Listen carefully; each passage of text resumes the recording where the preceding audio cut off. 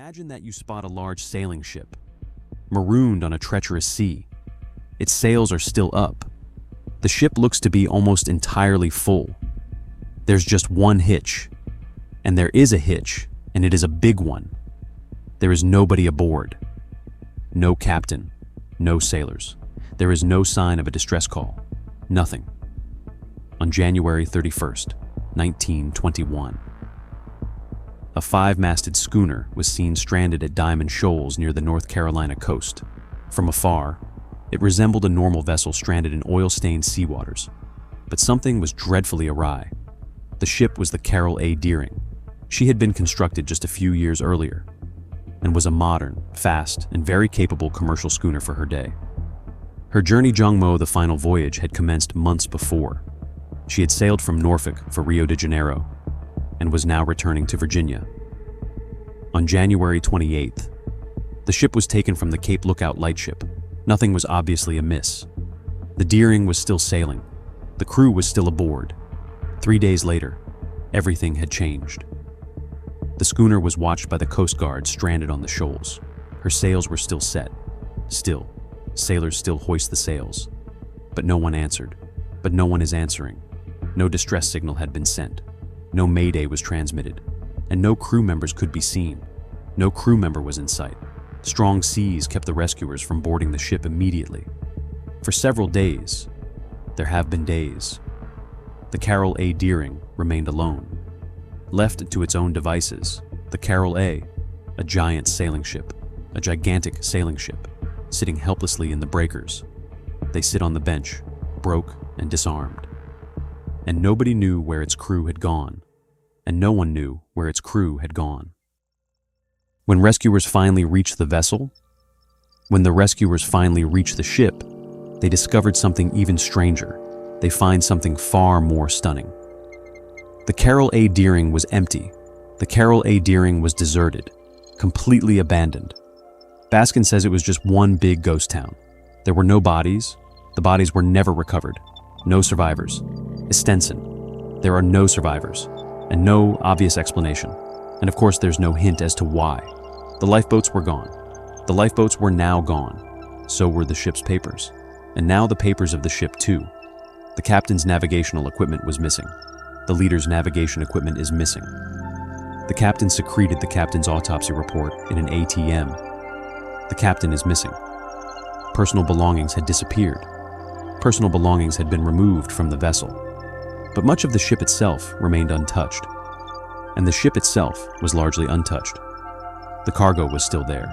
The cargo was still there. Supplies remained. Supplies remained. And inside the galley, there were signs that food had recently been prepared. It looked like they feasted. Pots and dishes had been left behind. Tin Schüsselchen and porcelain Tellerchen had been left behind. The beds were unmade. The beds are still unmade. It looked as though the crew had abandoned the ship in a hurry. It was as if the ship's company had fled, but not in complete panic. But he wouldn't be doing that, this complete haze of panic. Why? Why? What would have driven an entire crew off of a ship that was still sound? And where did they go? Investigators started to scrutinize everything. The steering gear of the ship had been damaged. Gone were the lifeboats. Got missing. Important navigation equipment like radar had vanished, and the captain's log was nowhere to be found. And so it goes. Then, rumors began to spread along the North Carolina coast. Some thought pirates had taken the ship. Others suspected mutiny. There were even theories involving rum runners, criminals, and political extremists. Some theorize rum runners, criminals, and political extremists. That's how wild it is. The mystery piqued the interest of the federal government. Investigators pursued leads up and down the coast. They interviewed sailors, looked at shipping records, and looked for anyone who might have seen the lost crew. But every bright prospect vanished in the end. Then, another strange clue appeared. A bottle had washed up with a message saying the Deering had been seized by another ship. The message said, "Pirates." And a crew, we were told, is being held prisoner. For a moment, it seemed to be the breakthrough the investigators were waiting for. But it wasn't. The message turned out to be a hoax. The message was later determined to be a hoax. And once again, the mystery had come back from whence it had started. An unmanned E/V Nautilus N ATSFF-LLON 45 nuclear-powered commercial ocean-going ship does not have captains, mates, helmsmen, or engineers, but it has an unnamed deep ocean-class exobiologist on board who is clearly missing from his station AC, his deck captain. You haven't seen an empty ship before, have you? A missing crew, and no one knew why. The hunt lasted for months. Officials looked into piracy theories. Authorities examined theories of piracy, mutiny, illicit smuggling, and other possibilities. But none of all these explanations fitted all the evidence. If pirates had seized the ship, why was all that expensive gear left behind? If the crew had mutinied, why had they vanished without a trace? And if they had abandoned the vessel voluntarily, what became of all of them then?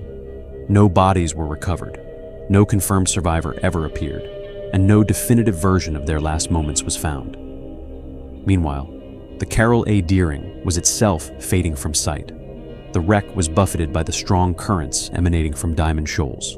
Salvage efforts were unsuccessful. Eventually, the derelict had become a navigation hazard, and in March 1921, the wreck was blown up. The forensic evidence was vanishing, one by one. Soon, no ship could be left to investigate, no captain's log, no guidance to business, no crew, and then no explanation. The case slowly slipped from the headlines. Nevertheless, the enigma never vanished, more than 100 years later. The Carol A. Deering is one of the United States' best-known ghost ship mysteries. Maybe the crew deserted the ship in bad weather. Maybe a fight broke out on board. Maybe pirates or smugglers were a part of it. Or was the solution something a little more prosaic? A sudden emergency at sea. A regrettable decision. From Chapter 2. Facing death on the water, the ill-fated lifeboat, and a lifeboat that didn't make it in time and never got to land. We may never know.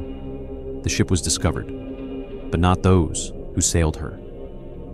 The evidence was gone. The investigators later found her, but the charge of murdering a policeman on the West Coast was long buried along with the evidence. The inquiry closed without any clear result. The letter to the readers. And somewhere beneath the waters, off the Outer Banks, perhaps the last page is yet to be written. For after all, the weirdest mystery isn't a ship that disappears, it's a ship that stays, if only they knew. Hashtag life, 14. Hashtag C, 55. Hashtag UFO, 10. Hashtag ancient aliens, 9. Bad choices, 1111. The ultimate building block of matter, 1//everyone is gone. While the Writers Guild, Carl Van Doren.